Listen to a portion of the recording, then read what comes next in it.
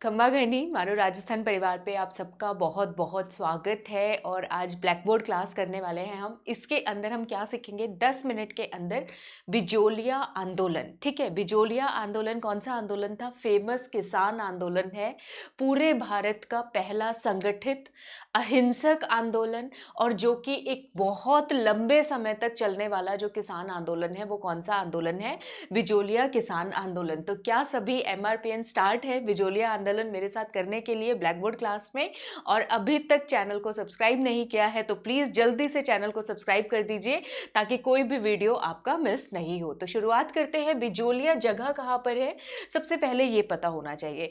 बिजोलिया जो है उस समय की अगर हम बात करें तो मेवाड़ के अंदर पड़ता था, और अगर आज की बात करें तो कौन से जिले में आएगा? भिलवाड़ा जिले के अंदर आएगा। ठीक है, और कौन से पठार पर? अगर मैं भौगोलिक परिस्थिति की बात करूं तो ऊपरमाल पठार के अंदर आता है हमारा बिजोलिया। ठीक है, और ये क्यों प्रसिद्ध है? किसान आंदोलन के लिए तो फेमस है ही, उसके साथ साथ अगर ऐतिहासिक दृष्टि से देखा जाए, इतिहास की दृष्टि से देखा जाए तो ब्राह्मण और जैन मंदिर यहाँ पे बहुत सारे हैं, वहां से हमें बहुत सारे शिलालेख मिले हैं, तो उस लिहाज से भी काफी ज्यादा इंपॉर्टेंट है। बिजोलिया आंदोलन की जरूरत क्यों पड़ी? उस टाइम पे क्या होता था, ब्रिटिश सरकार होती थी, जमींदार होते थे, रियासतें हुआ करती थी, तो वो लोग हमारे मासूम किसानों के ऊपर कर लगा देते थे। ठीक है, बेगार करवाते थे उनसे। तो यही सब कारण हुए बिजोलिया किसान आंदोलन के।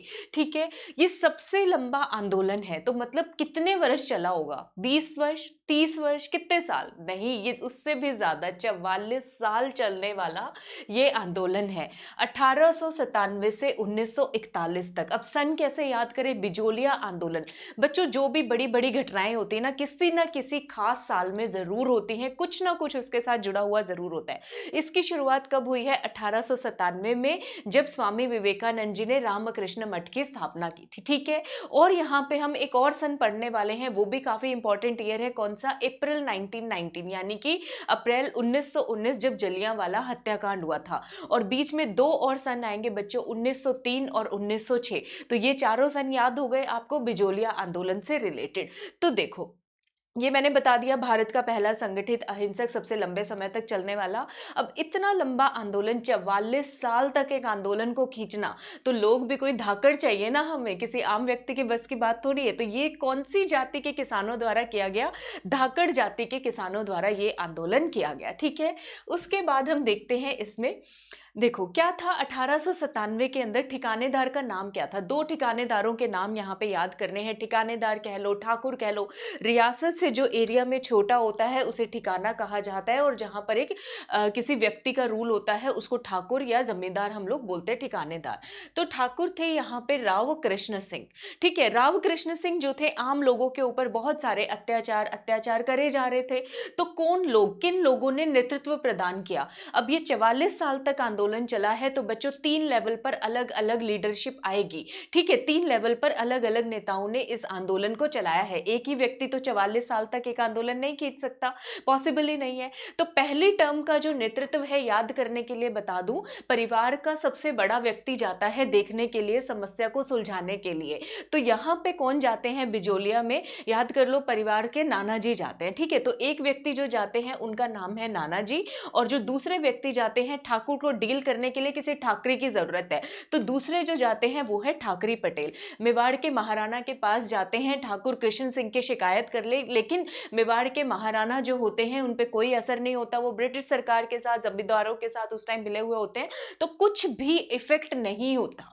ठीक है, कोई निष्कर्ष नहीं निकलता। जब कोई निष्कर्ष नहीं निकलेगा, किसानों की कोई सुनेगा नहीं, तो ठाकुर तो मजबूत हो जाएगा, वो और अत्याचार करने पे आ जाएगा। तो ठाकुर कृष्ण सिंह क्या करते हैं, 1903 के अंदर चवरी टैक्स लगा देते हैं। किसी की भी लड़की की शादी हुई, उठा के टैक्स लगा दिया, जिसको हम विवाह कर भी बोलते हैं। अब ये याद करने में मुश्किल ना हो तो हमारे भगवान श्री कृष्ण से याद कर लो, उन्होंने कितने विवाह किए थे? 1000 के करीब विवाह किए थे। ठीक है, तो उससे याद कर लो, ठाकुर कृष्ण सिंह, राव कृष्ण सिंह चवरी टैक्स लगाते हैं, जो कि एक वैवाहिक टैक्स है। ये एग्जाम में क्वेश्चन पूछा जाता है, ये मैं याद करने के लिए बता रही हूँ सिर्फ।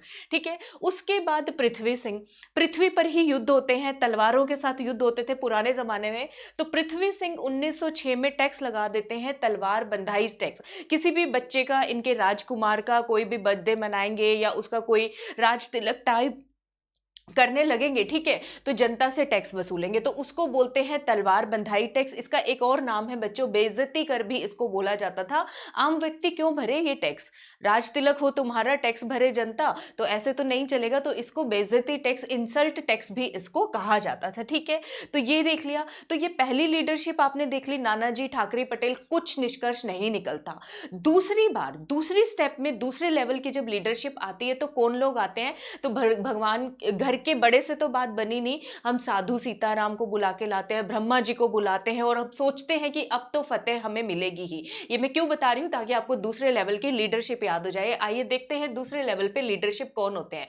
तो अब रोल में आ जाते हैं साधु सीताराम, फतेहकरण चारण और ब्रह्मदेव, ठीक है, ये लेवल पे आ जाते हैं। लेकिन इनकी भी कोई नहीं सुनता, इनकी आवाज को भी ब्रिटिश सरकार द्वारा और जो रियासत होती है उनके द्वारा दबा दिया जाता है। जब इनकी भी कोई नहीं सुन रहा तो किसी ऐसे बंदे को चाहिए जिसको सॉलिड पता हो रास्ता की करना क्या है, विजय के पथ पर जो चल सके। तो साधु सीताराम जी जो है बुलाते हैं बिजोलिया आंदोलन में भाग लेने के लिए 1916 के अंदर विजय सिंह पथिक। क्वेश्चन आता है बिजोलिया आंदोलन में विजय सिंह पथिक जी ने कब पार्टिसिपेट किया?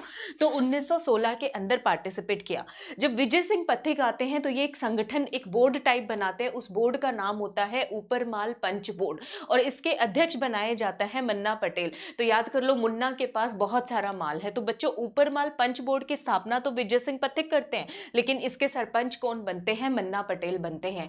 तो क्या अभी कुछ होता है? अभी भी कोई निष्कर्ष नहीं निकलता। अगर 1916 में ही कुछ हो जाएगा तो ये आंदोलन 1941 तक थोड़ी चलेगा। तो इसका मतलब ये आंदोलन 1941 में खत्म होता है, तो 1941 में ही कुछ पॉजिटिव रिजल्ट हमें मिलते हैं। क्लियर सी बात है, ये तो बिल्कुल सिंपल बच्चे वाली बात है।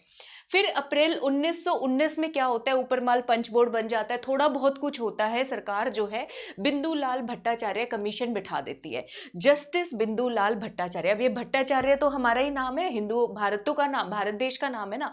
तो भारत के जब किसी बंदे ने कमीशन में रिपोर्ट लिख दिया तो ये किसानों की फेवर में बात करते हैं, लेकिन जो सरकार होती है वो मानने से मना कर देती है। तो रिकमेंडेशन नॉट एक्सेप्टेड, इनकी जो अनुशंसा होती है उनको मानने से मना कर दिया जाता है। अब क्या होता है? 1922 में बिजोलिया आंदोलन के अंदर किसानों से समझौता करने के लिए जिम्मेवारी वो किसको देखते हैं? अपने बंदे को भेजते हैं जिसका नाम है रॉबर्ट हॉलैंड।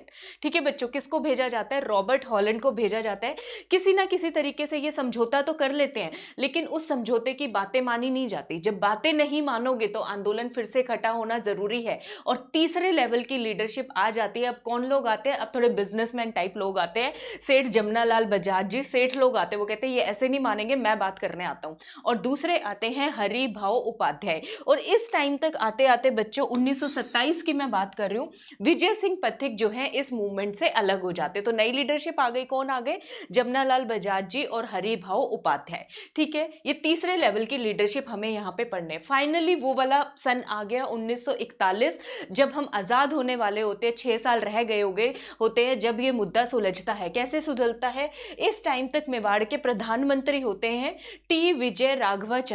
ठीक है, टी विजय राघवाचार्य, और ये कर मंत्री, रेवेन्यू मिनिस्टर को इस सारे के सारे मसले को सुलझाने की जिम्मेवारी दे देते हैं, जिनका नाम है डॉक्टर मोहन सिंह मेहता। क्या नाम है बच्चों? डॉक्टर मोहन सिंह मेहता। और इनके साथ मिलकर डॉक्टर माणिक्यलाल वर्मा जी अब लीडरशिप संभाल रहे होते हैं। हरिभाऊ उपाध्याय, जमनालाल बजाज जी के साथ साथ लीडरशिप कौन संभाल रहे होते हैं बच्चों? श्री माणिक्यलाल वर्मा जी। और फाइनली ये जो मसला है बिजोलिया आंदोलन जो है, इसका समझौता हो जाता है।